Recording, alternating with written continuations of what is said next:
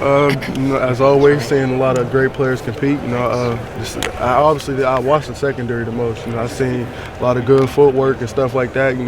Just showing that why they are who they are on film. A lot of people don't have a lot of like Gary Conley. They don't got him rated as one of the top corners, but he went to the combine and ran great time, and then everybody's shocked. It's something I've been seeing since I first came here. So just seeing them get what they deserve. What are you scouts asking you? I'm sure you had some conversation just about your return.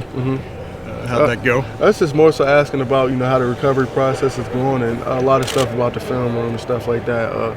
It's like I said, mainly questions about what surgery I had, how long ago I had it, and what's the recovery time on the process. So that's all I'm really getting asked as of right now. Are you on schedule? I'm ahead of schedule. I had the surgery in January, so I'm currently about 8 weeks out.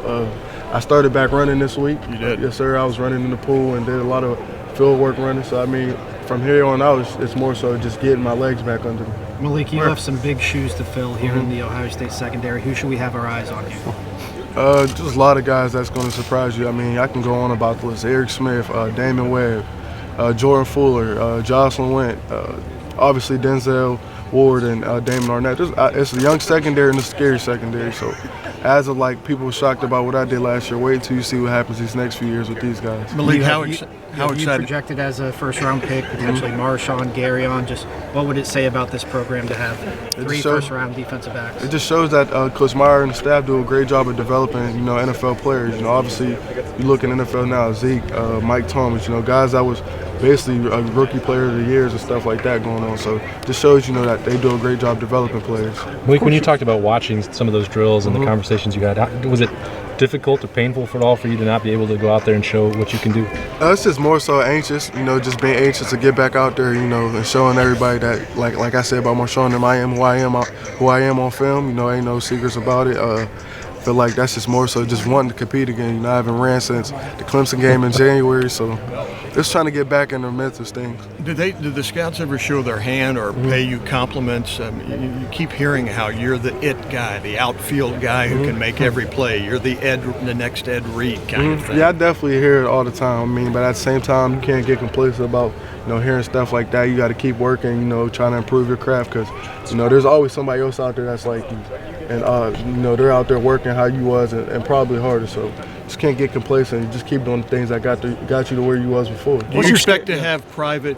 I know you can't work out, but will they bring you in more scrutiny of who you are as a person, maybe? Yeah, I'll probably do more meets, going to meet with teams and just showing what I know on the board and film work. But I'm not going to be able to work out no time soon before the draft or anything like that. I'm just basically, like I said, meeting with teams and showing how much knowledge I have about the game of football. And your stock obviously hasn't dropped. You're steady. I was about to say, I have no clue. I really don't pay no mind. You don't worry about it. No, I feel like it's just a part of the process. If I'm supposed to be the number 2 pick of the draft, then it's something that was planned before. So I just feel like it's all gonna play out how it's supposed to play out. Malik, when are you supposed to be 100%?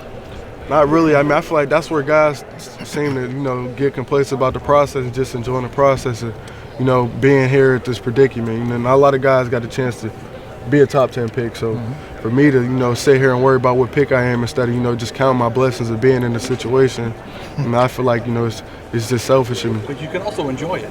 You worked hard and you did things that this is supposed to be fun and you're supposed to do that. Yeah, that's more so just enjoying the process. But I feel like when you sit here and worry too much where you're going to get drafted, it's taking the fun away from the game that you love. So I feel like you sit there and enjoy the game and just enjoy the whole process of going through this thing. When you projected to be 100%, when are you projected to be 100% physically? I'm not honestly sure at this time. I feel like it's more so just like I said, just taking it step by step, because I have to get my legs back under me, get back in condition and stuff like that. So it's just more so of my body type of thing. Wait until my body feels like it's ready to get back out there and compete. What's your dream scenario? Who picks you? What's your dream scenario? I really don't have one. Like I said, I'm just grateful to be in this position, to play in the NFL and be even talked about as a top 10 pick or a top 15 pick. So I really don't have. I had a dream of being an NFL player always, of course. So it's just like I said, just to be on this stage and be here, it's a blessing for me personally. Do you have any plans for the draft?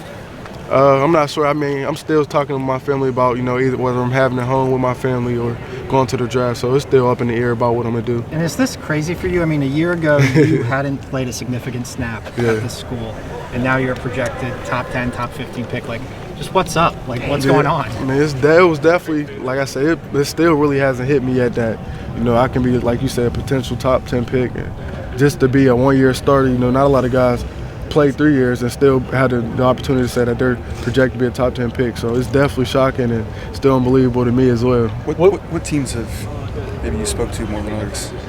I mean, I talked to basically all the teams. So you've heard from the Jets then? Mm-hmm. Yes, sir. I mean, I heard from the Jets. I heard from the Browns. Any team you can think of in the NFL, I mean, I heard from. What's so special about the Jets? Is that true? I mean, no, I was just answering. Everybody I know, man. the combine asking everybody if they heard. I thought there was an inside joke there. I wasn't up on. Oh no, I was just answering what he said. Malik, what is it like though? I mean, because you're paying attention, I would think. I mean, you're leaning on your video and your work, what you put in, right? And is that tough to do, or would you still like to get out there and show them? I mean, of course, I'll get out there to like I said, show I am who I perceive to be on film. But at the same time, I believe in my foundation, which is God, and I feel like God won't put me in no position to where He won't want me to be successful.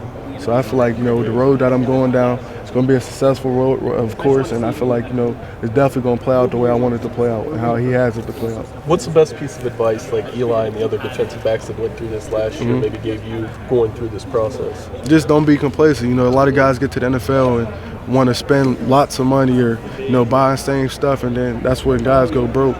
So just not being complacent, remembering what got me where I am. And is it hard for you to be patient where you've got this long before you're going to play football again? I mean, how hard is it for you to be patient through this whole process? I mean, it's definitely like an anxious thing. Like I said, I'm real anxious, just to be back out here and just running and trying to cover somebody or something like that. I'm competitive, so I can't wait for me to be out here and just say that I'm able to compete in the drill or something like that. Have you signed with the Jordan brand? Have you? Yeah, I signed with Jordan this past week. What's that like? It's definitely, like I said, it's definitely a great thing. They don't sign too many people, so once again, for me to be in that position to say that I signed with Jordan is definitely a blessing and a shocking thing for me. With your basketball skills, that's a pretty good thing. How many retro Jordans do you get? Like, how does that? You just take me through do you get to pick which ones you want? I have no clue. I'm still waiting to figure that out now. I haven't got a package. I literally just signed last week. Did you buy those, or did they give them to you? No, I had these from when I was in college.